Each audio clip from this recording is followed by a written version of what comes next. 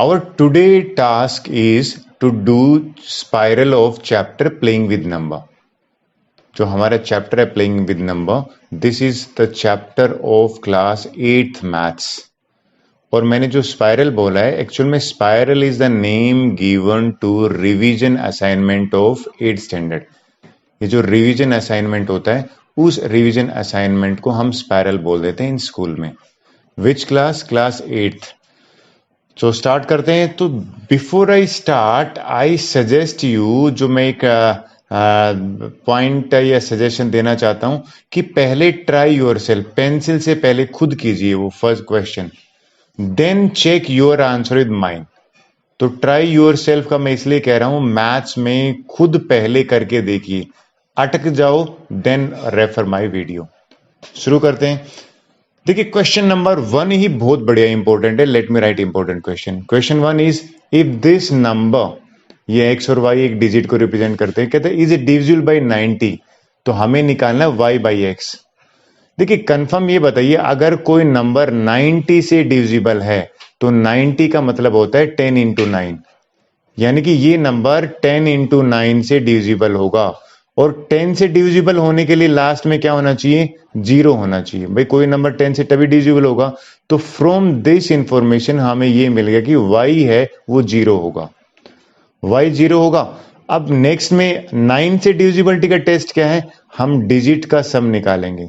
Digit का सम निकाला मैंने, 5 plus 4 plus x plus 4 plus 9, और ये y जो है, in place of y I will write 0। जब मैंने इसको किया तो 4 9 और 9 18 में मैंने 4 जोड़ा, 22 प्लस x आया। देखिए 9 से डिविजिबल होने के लिए या तो 9 होना चाहिए डिजिट का सम, या 18 या 27। तो 27 कब बनेगा ये? जब x की वैल्यू 5 हो। तो मुझे यहां से x की वैल्यू भी मिल गई, ये y है और मुझे x मिल गई 5, दोनों मिल गया।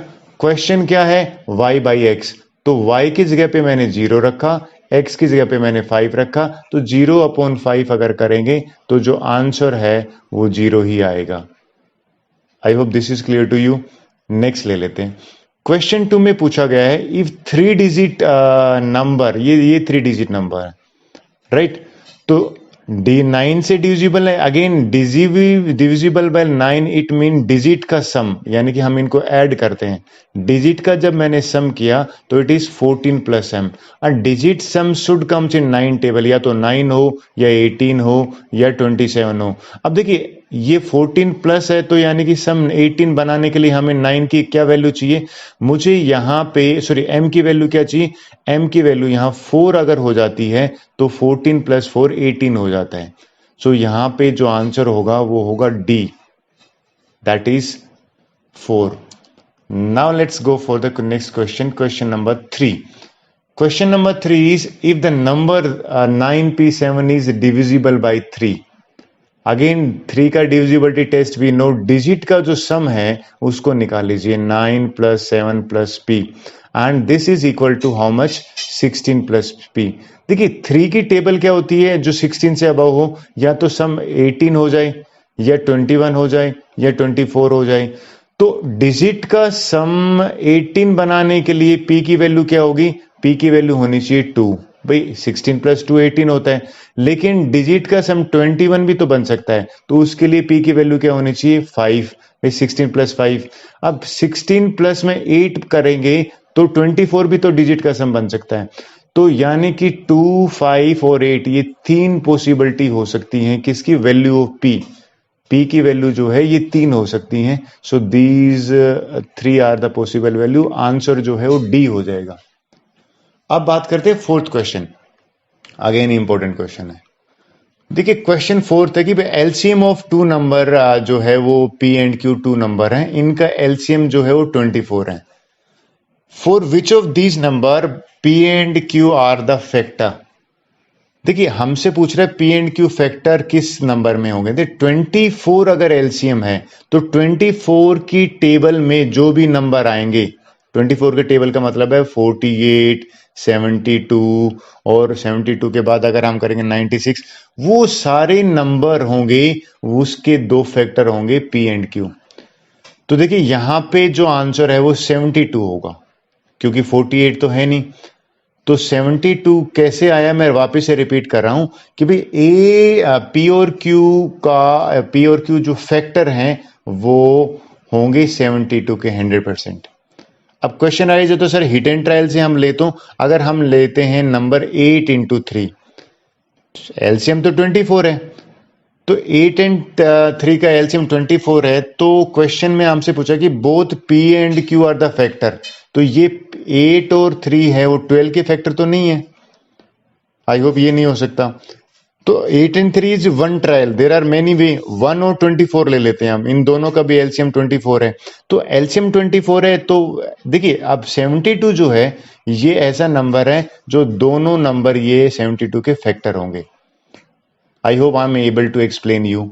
आपको कुछ नहीं करना था, 24 की टेबल में जो भी नंबर है वो उसका आंसर होना था। नेक्स्ट ले लेते, जनरलाइज्ड फॉर्म में जनरली बच्चे नहीं पूछते। 5 टेंस प्लेस पे है तो इसको 10 से मल्टीप्लाई करो, 1 प्लेस पे 2 है तो इसको 1 से मल्टीप्लाई करो। So this is the answer. Now let's go for the question number 6। 6 और 7 दोनों एक साथ कर लेते हैं। 6 क्वेश्चन में यूजुअल फॉर्म है। देखिए 100 को 100 से मल्टीप्लाई किया तो 100 प्लेस पे 3 होगा, और 10 प्लेस पे जो 4। आई होप बी ऑप्शन है, ये आप शायद मुझसे पहले ही कर लोगे। क्वेश्चन नंबर 7 बड़ा इंटरेस्टिंग है भाई। देखिए क्वेश्चन नंबर 7 में हमेशा मैं एक ट्रिक मानता हूं कि ऐसे कर लीजिए आप कि भाई ये लिख लीजिए MATH मैथमेटिक्स, MATICS। इसके नीचे नंबर लिख लीजिए 1 2 3 4 5। पहले तो लिखा है 1 2 3 4 5, उसके बाद लिखा है 1 2 3 6 7 8, 1 2 3 6 7 8। हमसे पूछा है MAHA, तो देखिए M की वैल्यू यहाँ पे कितनी है, M की वैल्यू यहाँ पे 1 है, तो 1 लिख दिया मैंने। मैं यहाँ पे मुझे किसका डिकोड करना है, MAHATMA, तो इस M का मुझे मिल गया 1। A का मुझे यहाँ से मिल गया, A का यहाँ से 2 हो गया, तो मैंने इस A की जगह पे मैंने लिखा 2। फिर H अगर आप ध्यान दे तो H की वैल्यू यहाँ से है 4, ये H जो है ये 4 हो गया। फिर A की वैल्यू अगेन 2 है, तो इस A की जगह पे 2 रखेंगे, तो 1 2 4 2 हमारा जो है वो आई थिंक पहले ही ऑप्शन में आ रहा है और कहीं पे आ ही नहीं रहा। 1 2 4 2 3 1 2, यही आगे चेक करने की जरूरत नहीं, क्रॉस भी चेक कर सकते हो। जो T है वो हमारा यहाँ पे कितना है, 3 है, तो यहाँ पे 3 हो जाएगा। और M मैंने अभी बताया आपको 1 और 2। So this is way. I hope 7th का आपको समझ में आया होगा। 8th क्वेश्चन ले लेते हैं। देखिए again 8th question is very interesting one. कहते हैं in a certain code victory is written, और हमें सक्सेस का बताना है। तो आपको देखिए मैं अक्सर इस चीज पे स्ट्रेस देता हूं कि भाई एक आप वर्टिकली लिख लीजिए VICTORI विक्ट्री, और इसके नीचे ये आ जाएगा TKA। मैं नीचे लिख देता हूं TKA VMTW राइट। अब हाँ, अब ये देखिए ये मैंने हॉरिजेंट ये लिखा, तो क्वेश्चन पूछा तो पहले तो डिकोड करते हैं। Any relation between these two, इसके लिए मुझे चाहिएगी अल्फाबेट। एक अल्फाबेट आप रफ में लिख लीजिए ABCDEFGHIJK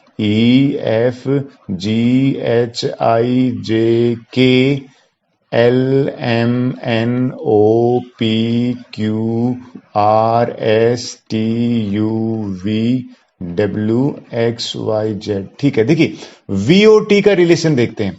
V हमारा यहां पे है, ये रहा, और T देखिए अगर आप गए तो -2 हुआ है, ये जो रिलेशन है ना ये मेरा हुआ है -2।